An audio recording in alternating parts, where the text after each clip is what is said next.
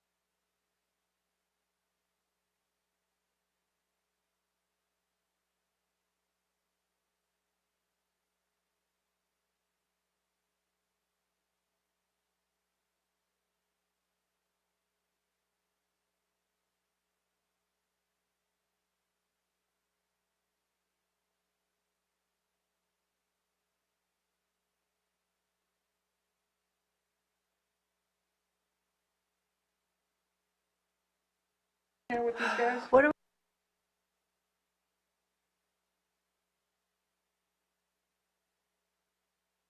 Welcome back from our lunch break. Frozen?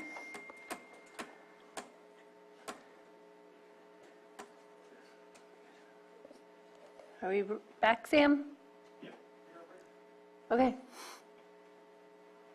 All right, welcome back. We're going to continue with item 7.3, consideration of public defender contract amendment number 10 between the County of Lake and Lake Indigent Defense, LLP, for the purpose of extending the term of the contract to June 30th, 2024, and increasing monthly contract amount $143,750 to fund an additional felony attorney and authorize the chair to sign.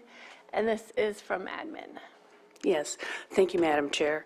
As the Year Board may recall, on April 18th, we had a position allocation item that was pulled from consent and discussed further as far as the future of the Public Defender Program. At that time, the board heard several comments from LID and other partners and gave direction to staff to return with an extension. And during those discussions and negotiations, they did request additional funding for an 8th felony attorney. We have come to an agreement after several meetings and propose this a contract amendment for board consideration. Oh, and Carlos is here to also to speak on this matter if you wish to ask him any questions. Sorry, Carlos. Okay, do we have questions? Supervisor Sabatier, do you have a question? Looks like it. Yes, I do. Okay. Yes, I do. Thank you. So I don't have it in front of me. My computer's reloading. I apologize for that. I know that we looked at a timeline for what this transition of creating our own statutory office in-house would look like. That timeline was anywhere between 12 months to 18 months, something along those lines. This contract extension is for 12 months. I feel like we're just setting ourselves up to be right back where we started in our last meeting that we discussed, and I'm wondering if there can be an added line saying with possible extension for an additional 6 months or possible extension for an additional year, just to help us end them with the relationship and for us to continue in our transition as we move forward with the steps that we've agreed upon. Just wondering if that would be helpful for everything that we're trying to do, rather than having to come back again and do another extension, because I could just foresee we're just going to come back and do another extension in the long run. Supervisor Sabatier, I think that's a very reasonable concern, that 12 months from now, we will find ourselves looking to extend possibly 6 months, 12 months, wherever we are in the process. But I would hesitate from incorporating that immediately into this current contract, because before this contract would end, we would most certainly have hired our chief PD. And at that point, whatever contract we develop at the end of this one that we're contemplating now would look much different. And so it would be less continuing this contract or extending this contract, and it would be more looking towards a whole new contract that would acknowledge that we have a chief PD, and that would acknowledge the changing nature of what LID is providing at that point. Okay, I can take that answer and happy to move forward. I just wanted to see if there was a way to help out, rather than being told they can't hire people because there's only so much time, they can't provide more services because there's only so much time. I was trying to help with that whole relationship, but you are right that changes are occurring month by month, step by step, and that will change the face of whatever next contract looks like. So, okay. Okay. Any other questions? Just a follow-up question, obviously, communication with LID, and I know that I saw someone in the audience earlier today that probably wanted to comment on this item, and just looking if, I really like that we went with the timed item last time too, so give them an opportunity to make sure, and they may be online, I may be preemptively saying something, but, really keeping that communication open as we're moving forward here. So if we could just entertain that of a timed item issue, even if it is something that's just routine, and there may not be any more specifically to the contract coming up until next year, but Oops, sorry. making sure that we continue down that. I'm leaving, sorry. That collaboration as we're building the new program. So that's all. I agree.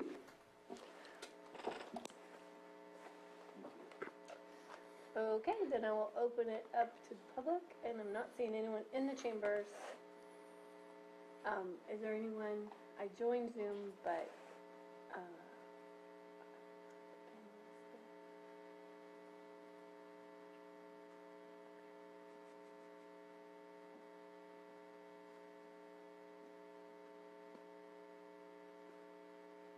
all right, not seeing any hands up, and we'll bring it back to the board for action. Bring it back to the board for action. Let me ask one more time. Oh, public comment, anyone in the Zoom room? Okay, not seeing any, I'll close it and No hands. bring it back for action. Magic chair, where that came from. We haven't even started budget. Oh, man, that's a good lunch. So, Madam Chair, I move to approve the Public Defender Contract Amendment Number 10 between the County of Lake and Lake Indigent Defense, LLP, for indigent defense services for the purpose of extending the term of the contract to June 30th, 2024, and increase the monthly contract to $143,750, and authorize the chair to sign. Second. All in favor? Aye. Opposed? Okay, motion passes. We will go to 7.4, consideration of the following advisory board appointment. We have Mel McMurrin for the Cobb Area Council and Chris McLeod for Fish and Wildlife Advisory Committee. And we had our presentation last week from the Cobb Area Council, who acknowledged Mel as the alternate. So I'm fine with that appointment. And I know you had, I'll just turn it over to you. I requested for Chris McLeod to be brought back for the Fish and Wildlife, and so that application is there because of my request to Johanna. So happy to move forward. Okay, comments? Supervisor Green? Yeah, just on the Cobb application, I noticed an AKA, so I just want to confirm that Mel McMurray is a legal name before we make the appointment.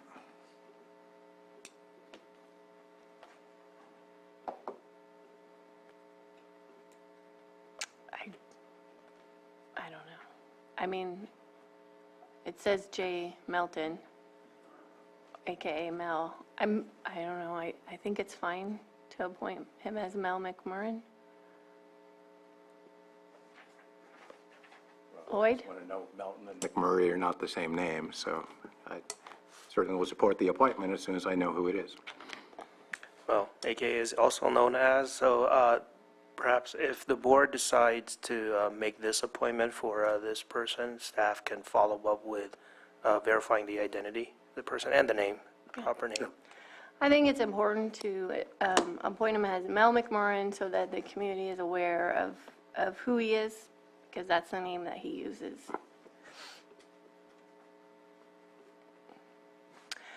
Okay, anybody in the public? Anyone in the Zoom room with a comment? Not seeing any, so we'll bring it back to the board for action. Madam Chair, I move to approve Chris McLeod to the Fish and Wildlife District 2 position. Second. Oh, sorry. No, it's all right. All in favor? Aye. Aye. Opposed? Madam Chair, I move to appoint Mel McMurrin to the Cobb Municipal Advisory Committee. Second. All in favor? Aye. Aye. Opposed? Okay. Then we will move on to 7.5, consideration of designating County of Lake Board of Supervisors representative for North Coast Opportunities Governing Board. County Council is going to look into this, but I also see Supervisor Spatier has his pen up. Oh, sorry. I was just playing with it. Oh, okay.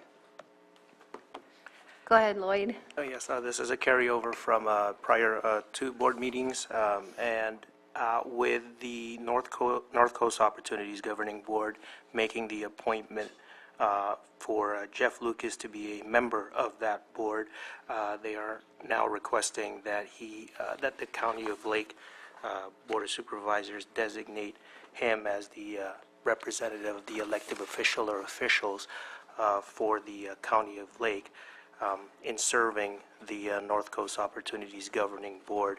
So pursuant to the board's direction from the last meeting, from the previous meeting, there is a resolution that outlines the conditions and the terms of that designation, among which would be that he provide, that Mr. Lucas would provide quarterly reports to the board during the term of his office or membership in the NCO Governing Board.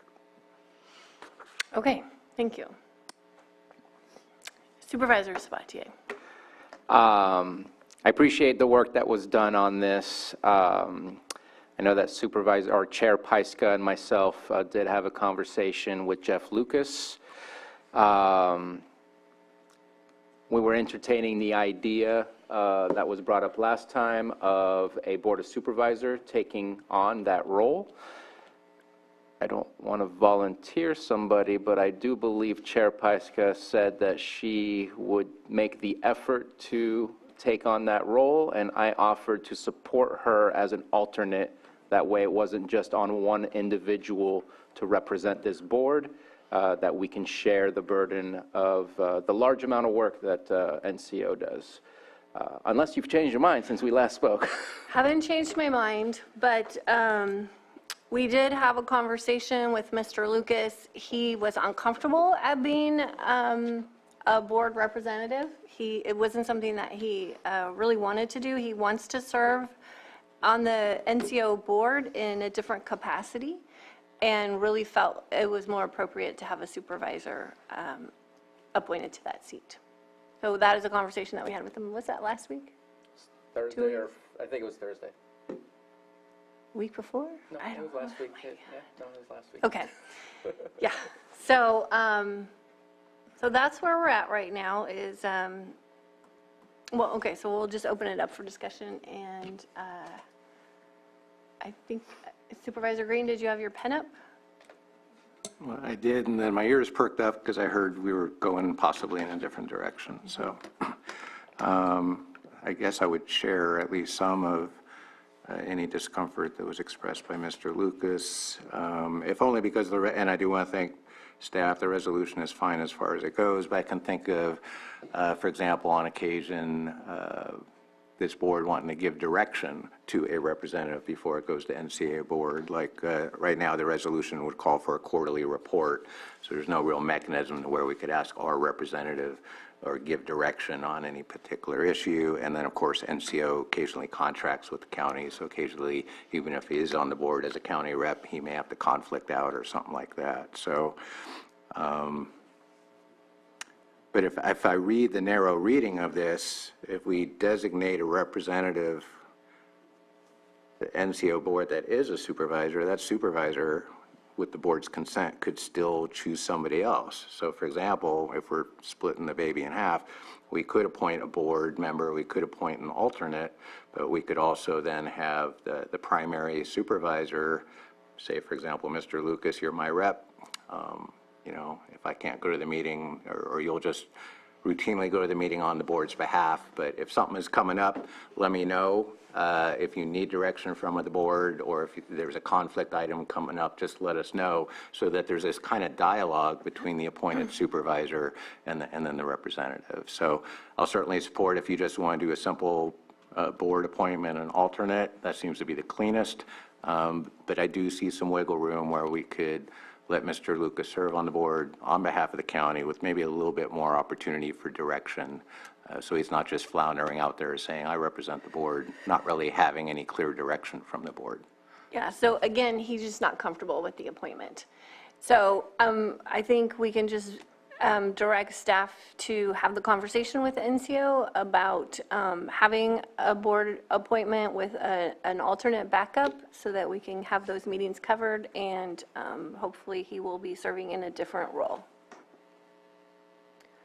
Just a quick question. I think it's, I don't know the name for it, Natural Resources for RCRC MOC. I know that Lars, is that the right one? ESGPA, yep. So Lars, but he is county employee, a little different. He is the main, I am the alternate, and Lars is the one who goes to all Well, the meetings. I just use that as an example because if that's the case, then I know that if we had a, representative of the county as a staff member and then a board supervisor, would that work in this situation too? Or would you need a supervisor and another supervisor, if that makes sense?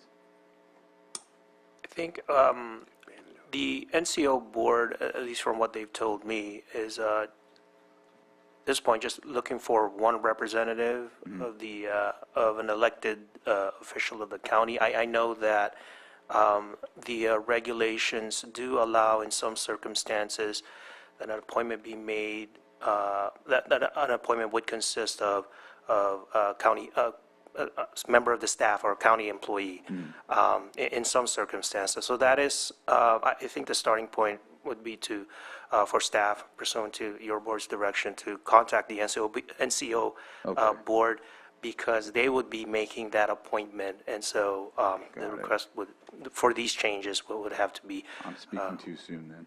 Well, yeah, but certainly those are addressed in the regulations as a possibility, as possible option. Okay. And there is a staff member who is on the board. And so I think we just have staff have that conversation about how they can be in compliance and then come back to us with some needs. Go ahead. Yeah. And I think it was somewhat touched upon, and I would like to maybe just come and speak with you and Chair Paiska just because it's a separate appointment, not appointment by the board. But at the same time, there's times where we see NCO contracts that come before us. Just want to make sure we're clear on the potential conflict of interest and when we might need to recuse ourselves on one end and possibly recuse ourselves on a different end, just so that we don't end up in a conflict situation. Vice Chair Simon? Yeah, I did a question that I asked last time. Who was the last appointment that the board, I hadn't seen this in my 6 years that I've been here. So there was a comment that in the past that maybe a board member was on when it started. Was there any information found, historical information on that? We have not found any, but certainly that could be a question that I could pose to, or staff can pose to the members of the NCO governing board. I believe Mr. Lucas, in their appointment, started his 2-year term just this year, March of 2023. Okay. All right. Okay. Do we have any, did I do public comment? I don't think I did. I'm opening up for public comment.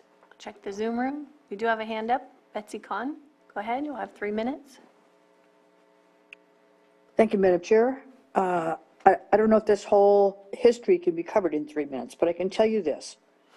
You have 2 different boards that you're dealing with. North Coast Opportunities is a nonprofit private California public benefit corporation, and the Community Action Agency has its own board, but that function was blended into the NCO board. The reason you want to have supervisors or their delegates on the Community Action Agency board is because those are the programs that benefit the county that NCO brings to you separately from the contracts you are doing with their business side. There was, in 2012, the Lake County NCO board was dissolved after a really scandalous event. And going forward from that, the board appointed citizens to be their representatives. Gloria Flaherty was one of those. I'm sure you recall that name. But that hasn't been done for many years, just like your list of committees, boards, and commissions needs to be weeded out. But you need to have representative to be sure that the Community Action Agency funding is being spent properly for our communities. Thank you. Okay, thank you. So we'll close public input, and we've given direction to staff. I think we have consensus for that. Yes, okay, and we'll move on to the next item, 7, let's see, we did 7.7. Consideration of the distribution of excess proceeds in the amount of $333,121.90 from tax default tax sale number 159 held on June 5th, 2021 per RNT 4675. And this is from our treasurer tax collector. So Mr. Sullivan is not in the office today, but Ms. Martinez should be available, and there she is. Okay, wonderful. Thank you. Good afternoon. Liz Martinez, Assistant Treasurer Tax Collector. So we are asking for your board's approval to disperse excess proceeds from our tax sale 159 that was conducted in June of 2021 in the amount of $333,121.90. These funds are the excess monies over the minimum bids. They can be claimed by parties that have interest in the property, including the prior owners. But we are required to get the board approval to disperse these monies.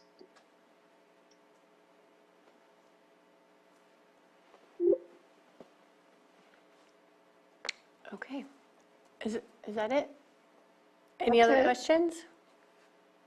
Questions from the board? Okay. Questions from the public? Not seeing any hands up. All right, we'll bring it back to the board for action. Madam Chair, Oh, if I yes. may, as far as if your board's willing to consider the motion language itself, if your board proceeds to approve what's being requested, it would be a motion to approve the distribution of excess proceeds in the amount of $333,121.90 from tax defaulted land sale number 159 held on June 5th, 2021, pursuant to our Revenue and Taxation Code, Section 4675. So moved. Second. All in favor? Aye. Opposed? Okay. Our final untimed item, yes, is calendars? Okay. Who is ready? I am. Okay, go ahead. So go on with last week, this week, Russian River Water Forum, we had that Monday. They added a new person to the group, or a new entity to the group. Let me pull it up real quick right here. It was there we go.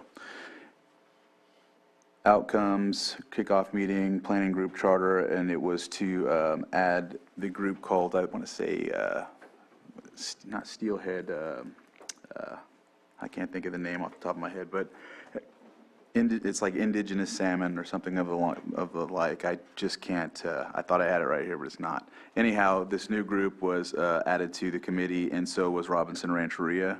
They both had representatives come. Nicole Whipple was from the salmon, the other salmon group, and so it was, there was some statements made by some other counties, and it was frustrating to hear because, we had recommended to add Lake Pillsbury Alliance as a separate group, and some other entities stated, well, we did add Lake Pillsbury Alliance, so I mean, we might as well just, add others. It's Save California Salmon, that's the group, sorry about that. And so I just corrected that. They said we were already representing Lake Pillsbury, and that's not the case. We have, we're not exactly in alignment with everything that's, that's wanting to be represented for. So just, had some discussion about that. There still is some feedback that we can give as regards to the timeline, keys to success, and the planning discussion and what we all would like to achieve. And so, yes, we'll be addressing some of those things.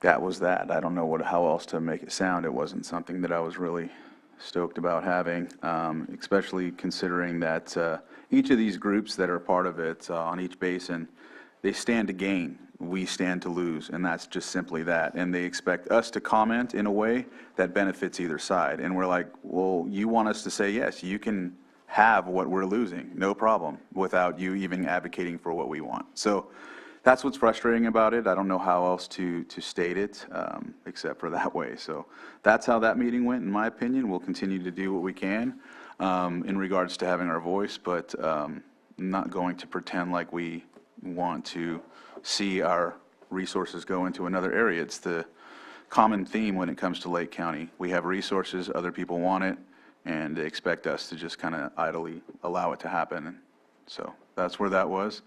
Of course, we have budget hearings this week, so we'll be doing that Wednesday and Thursday. I have NACO leadership Friday.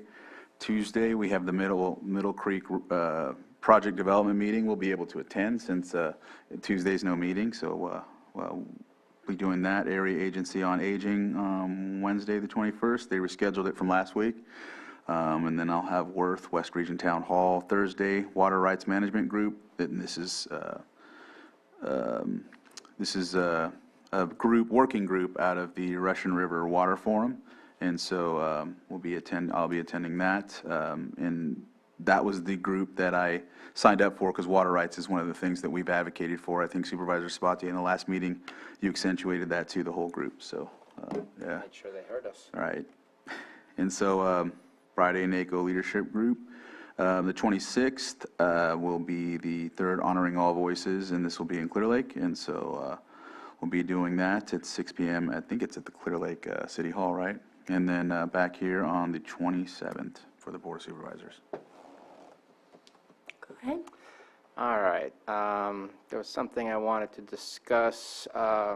In addition to the Russian River Forum, we did meet with Water Resources as well.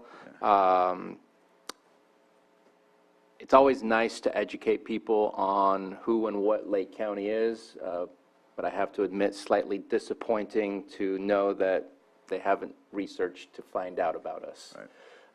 But I think that I left the discussion feeling positive. They want to meet with us already the following Friday. We weren't able to coordinate that, but they wanted to meet with us fairly quickly to continue the discussions rather than stop the discussions right there and then. So I think that's a positive, especially since we were with the Director of Water Resources rather than just frontline staff, and I think that tells us that they're interested in hearing from us and learning and figuring out what may not be happening, and I think that we had a good conversation.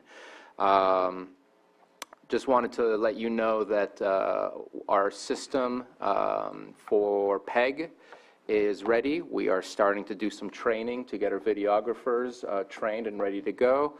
I believe June 21st might be the first day for training for your, is that Upper Lake that you have a meeting on the 21st? Yeah. So that's going to be the first, and then on the 26th, they'll be in the City Hall chambers utilizing that same system for another training day. And then hopefully after that, we'll be able to let that loose and allow those approved videographers to go to all the other MACs if they're invited to do so. As far as moving forward, budget hearings, hopefully if we're done by tomorrow after 5 p.m., I have a EMLN meeting with the NACO group. There's a city council meeting that evening as well. The following day, I'm pretty much taking the whole day to tour the geysers. It's been 5 years in the making, so it's about time that I get out there. I do have an interview with somebody about wildfire threats. I believe it's, you've been getting those emails too. I think, is it Texas? It's some university, but won't take too much of my time. And then the following, Monday's pretty clear. Been filling it up so far for Tuesday. Have some Hope Rising stuff. Have some Army Corps stuff for Middle Creek Restoration. And then I'm excited about a meeting that's coming up later on that Tuesday with both of the community colleges, 2 separate school districts, and the hospitals, as well as our fire district, to discuss workforce and getting those programs either more often through the community college or spread out from the community college into our local high schools to help create EMT and paramedics. One of our issues is we don't have enough transport, but we can buy all the ambulances we want, but if we don't have the staff to actually provide the service, then that goes nowhere. So there's been a lot of requests for that to happen because even the hospitals themselves can use EMT and paramedics in our ER and whatnot. So there's opportunities, and we're going to see what we can do to expand that. After that, I am gone until the 26th. Then I'll be back at City Hall to be part of the Visioning Forum, and here on the 27th for Tuesday. All right. Let me back up. I did attend Lakeport City Council last Tuesday. Another fun budget. First look at their budget for the next year. Of course, their sources of revenue are much different than the county's. And it was pretty lean and mean. And I imagine City of Clear Lake may have similar issues. So in terms when we are talking about partnering with our partner agencies, this might be a tough year for the cities. So, it's not like the sky is falling, but there's certainly not looking to bring on a whole bunch of new capital projects. Unfortunately, I missed Children's Council. Some type of scheduling thing going on last Wednesday. It was at LCOE. I just somehow didn't get it.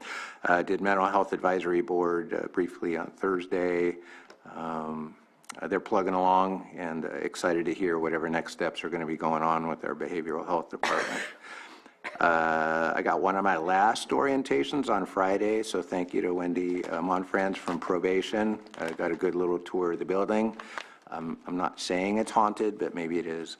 I also want to thank Captain Dowdy from Kelseyville Fire. I had a little meeting with him on Friday to go over some of our committees that we work together on. Saturday, Lake County Home Wine and Beer Makers Festival was well attended and well lubricated, and it was good to see people out there enjoying themselves. And of course, that's a fundraiser for Lake County Symphony. So many of our nonprofits have struggled after COVID, so it's good to see people out there supporting good causes. On Sunday, we had a Neighbor Fest in Scotts Valley at a little place I've never seen before, Medina's Watering Hole. That was actually sponsored, funding anyway, came through NCO. One of our advisory council members, Cornelia Sieber Davis, helped coordinate that, and it was very well attended and well received. So I want to thank Cornelia, all the advisory council members who made a showing there, and all the partner organizations that were out there. They had a good list. They had BLM, they had Lake County Library, Red Cross, and I'm going to leave somebody out, but it was a really good first effort, and I'm looking forward to see that come next year. Yesterday, I did 10 portions of the Department of Cannabis Control's Locals Roundtable. They did some breakout sessions. I did a little bit on equity, a little bit on CEQA, and it's definitely a mixed bag, but it is good to see them at least make some initial steps toward a good connection with local communities. I don't know how today's going to go, but Lakeport Fire tonight, if I can get out there, I want to see what's going on with them. Can I ask you to repeat the last one? Who was that group that you were talking about? Cannabis group? It was called a Locals Roundtable, and it was put on by DCC, and I don't know how to describe it. It was kind of a longer program with some breakout rooms, and they talked about CEQA, they talked about equity, they talked about enforcement, and there were a couple other breakout rooms. So it was cool. It kind of ran long, and some of the sessions ran short and all that, but it definitely was good to see them do some local outreach to local stakeholders, and that's what that was about. Thank you. I missed the DCC. That's Oh, Department of Cannabis Control, which is the unified of what used to be the three-headed monster of state agencies that formerly regulated that. So I have a question about your representation on that. It's because it's not a board designation. Are you representing as an individual, or? I wasn't clear on what their expectation was. They just threw up the webinar, and whoever showed up, showed up. so it was like a listening session type of thing. Yeah. I got plenty of contacts. I can pass them along if you want to do some additional outreach.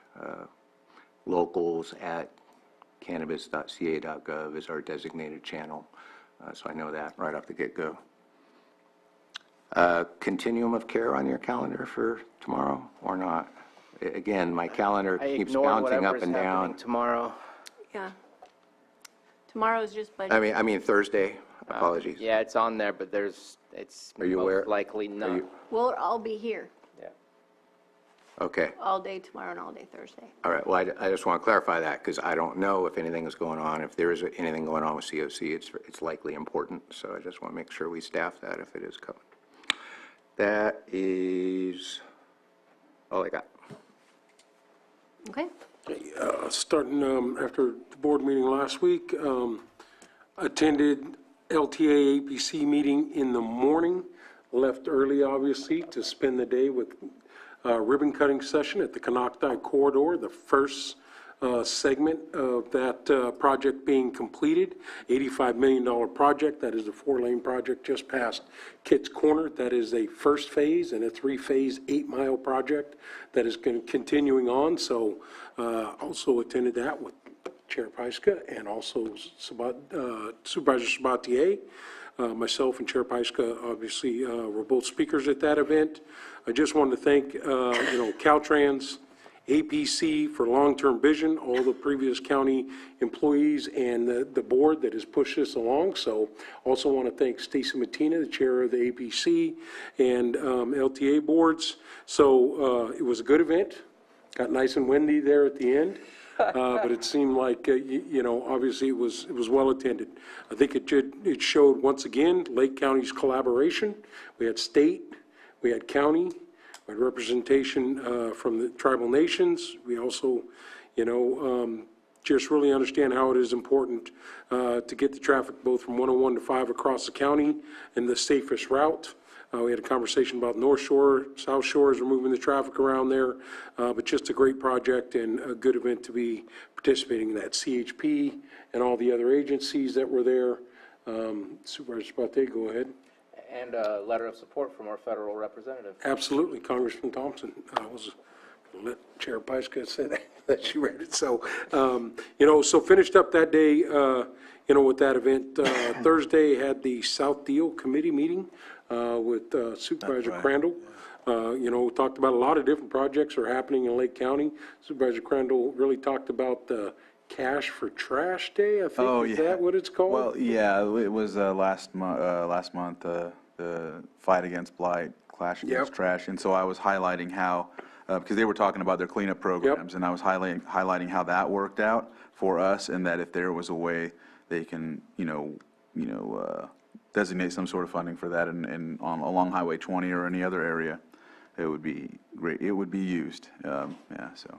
So not only on the individual projects that are going on through the county, obviously Canocti Corridor was a big conversation there, but there are a lot of small projects that are still happening here. Caltrans is doing a lot of work in Lake County and continuing to push for the success of our county and working together. So good meeting.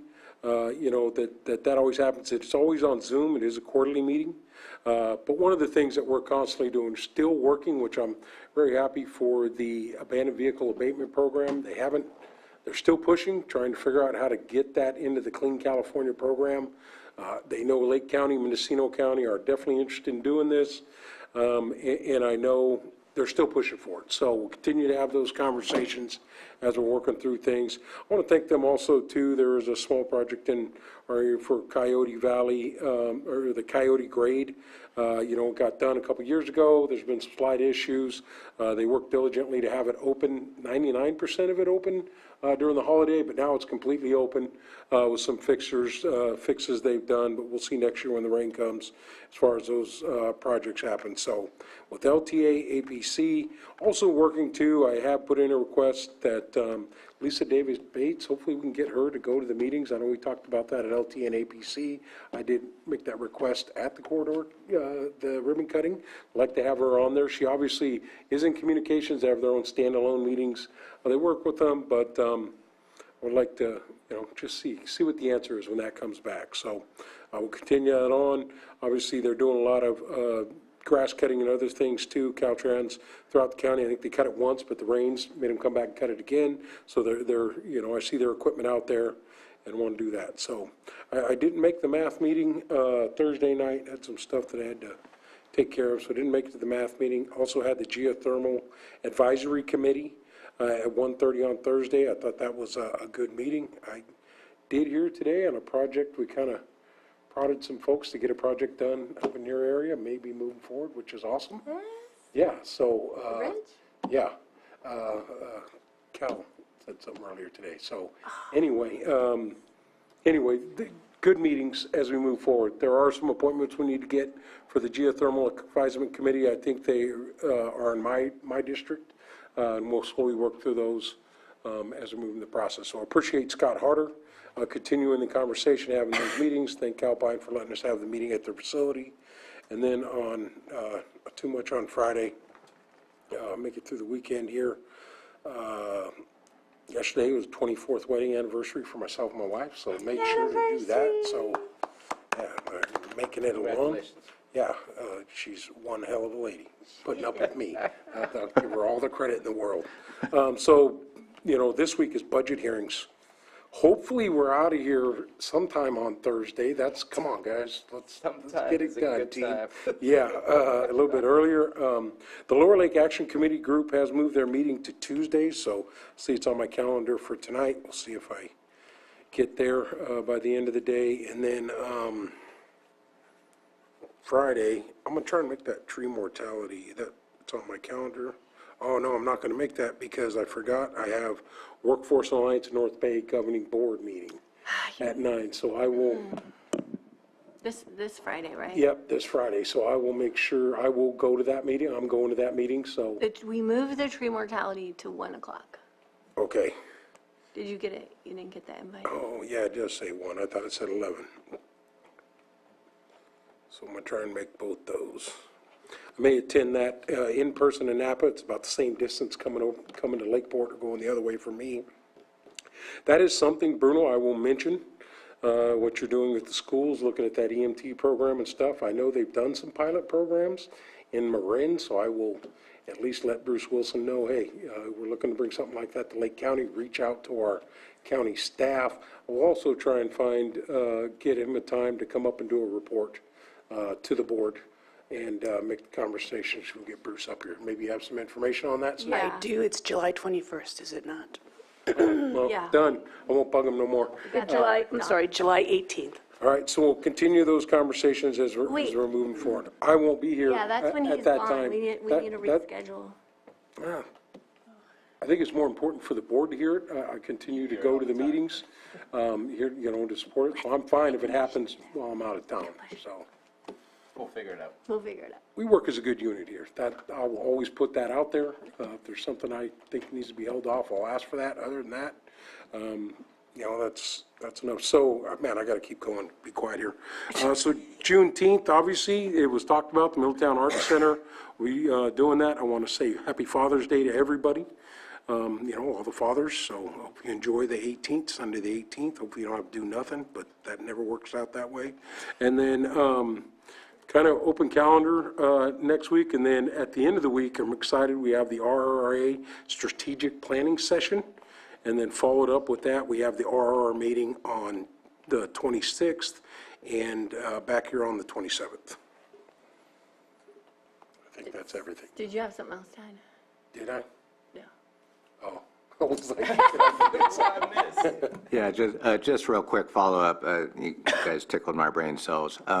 So the DCC event was more of a listening session, kind of a roundtable. They did talk about a task force, and it was confusing at first because there's so many task forces going on. So there's already an enforcement kind of task force, a multi-agency thing, and that sprung up, and that's got a U in it. It's a unified something task force on the enforcement side. But what the agency as a whole is interested is getting some feedback from counties about a task force that they are proposing to a point that would help guide them. And it was hard to really focus on what the plan was because they have so much in their portfolio now, everything from illegal cannabis enforcement to compliance work with permittees and licensees to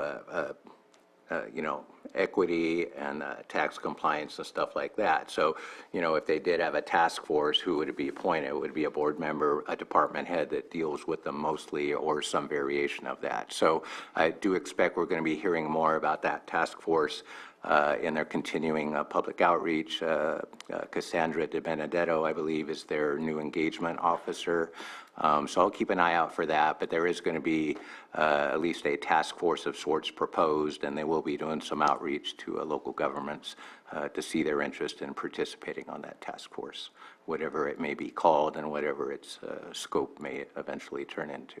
So just wanted to share that. We'll have future opportunities for engagement, either in a formal way through the task force or through other ways, through whatever outreach that task force and the agency does.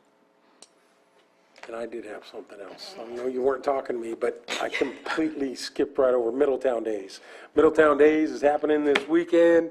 It starts Friday night, obviously. Saturday is the parade, the barbecue following afterwards at Central Park, all of the equestrian events that we have going on. Please come down and enjoy it. Seems like it's going to be a beautiful weekend. It's coming together. A lot of work that all the local volunteers, Central Park Agency, Lions Club, CHP, everybody helps us put that on. I think we're getting some support from Clear Lake, as far as a couple officers for closing down 29. It's hard to close down a state route, so getting all that cooperation. So Middletown Days, once again, is happening this weekend on Father's Day.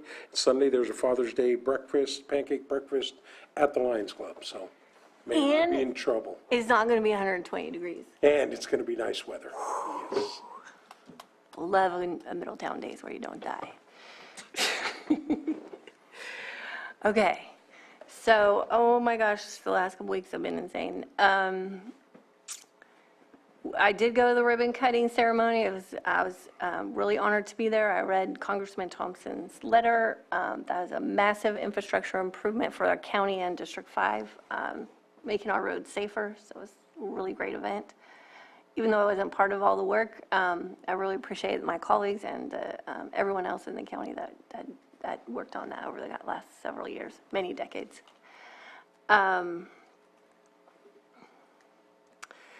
We've getting ready for the risk reduction strategic planning meeting. We had some pre-planning meetings, so we can hit the ground running with that. We did have the geothermal advisory committee. We had Open Mountain for the first time. They are the new company that's taken over the old Bottle Rock plant. So it's great to have them there, and just reestablishing the original intent of that committee, getting back on track, and again, really great support from Scott Harder and special districts, keeping us all up to date on rules and bylaws and intent and purpose and facilitating the meeting. So thank you so much, Scott, if you're listening.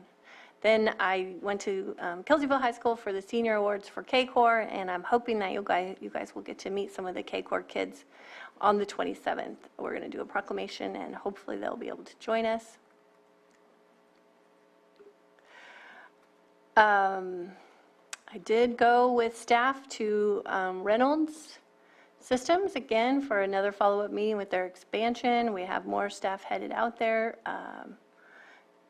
Their expansion is incredible. And then we have something we've been working on for a while is the Soda Bay evacuation route, and we got a grant for that about a year ago. And so we've got our consultant engaged, and we had a multi-agency meeting for about 2 hours on Friday. First of a few information gathering, so I really want to thank everyone who sat through that meeting. I know this is a busy time of year, but it's a really important project, and hopefully we can view this as a pilot project for the other evacuation plans that we're required to have in our safety element.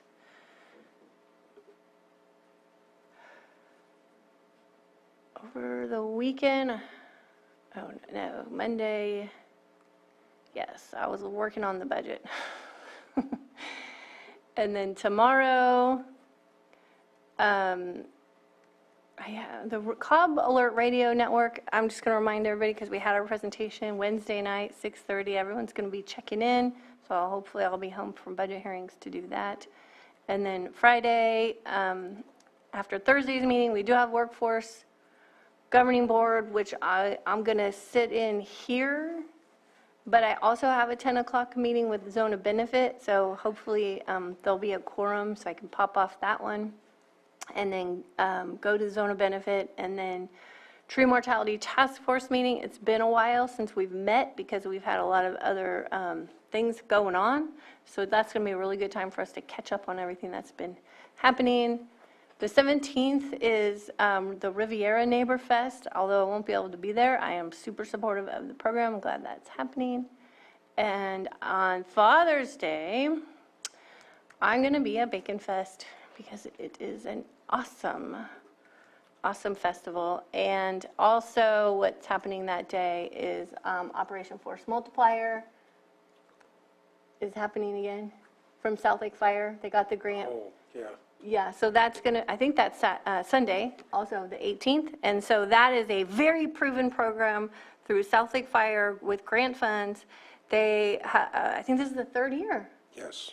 Of getting water fire extinguishers and McLeods in everyone's cars. And so, then you're expanding who can who can respond to a fire and get some people working on it before it gets out of control. And it's happened so many times where they've shown up and there's somebody out there with their McLeod and their fire extinguisher putting out a fire. It happened on the way home from the first event. So we're really excited. Big props to Celtic Fire. I just have to get one more McLeod for my car, but otherwise I'm set up. And then on the 21st, we have we had to reschedule the AAA meeting. Did you have that on your phone? Yeah. And you're able to make it? Yeah, it's Wednesday. Okay, yeah, I can, again, only do 1 hour of that because we're having our CPUC liaison come that day also, so I'll be meeting with her here. Wednesday? That is this, Antoinette Sigwens, yeah. yeah. I had a good meeting with her last Wednesday. Oh, good. And then on the 23rd is our risk reduction strategic planning meeting, which we're all really excited about. And then I'm going to miss the Risk Reduction Authority on the 26th, but I will be here on the 27th. I forgot something. Okay, go ahead. So, yeah, I just forgot to mention the town halls. I had one at East Region Town Hall last Wednesday. It was well attended, and in that meeting, or in that town council meeting, Sheriff Howe was there to speak with the group, and that went really well. I think a lot of the communities, and I'm pretty sure in all of our communities, they have the very similar concerns, and it really helps when our not only elected officials but our department heads go and explain challenges. And then Central Region Town Hall had a meeting last night, which went fairly well too, except for my Zoom link didn't work out. Terry Logston came, the Climate Resiliency Officer, and did a wonderful job. It was well received. And so, yes, there's a lot of things moving in that capacity. Like I said, the Lucerne Alpine Senior Center hosts the meetings, and they're putting together groups to, make some letters of recommendation, and then they now know that they might be called on to do a report by Johanna. So I told them to be ready for that when she comes calling. So, yeah. Yeah, and I forgot I have my Cawberry Council meeting Thursday night after budgets this week. Are we done now? Everyone? I don't know, are you? Just kidding. Okay, so that's it for our open items. We do have a number of closed session items to get to today, so I will read those off. 8.1, public employee appointment pursuant to Government Code Section 54957B, 1. 8.2, public employee appointment pursuant to Government Code 54957B, 1. 8.3, public employee discipline dismissal release. 8.4, conference with legal counsel, significant exposure to litigation pursuant to Government Code Section 54956.9 D2 E1, one potential case. And 8.5, conference with legal counsel, existing litigation pursuant to Government Code Section 54956.9 D1, FERC project number 77, Potter Valley Hydroelectric Project. And that is it for us today in open session. Thank you so much.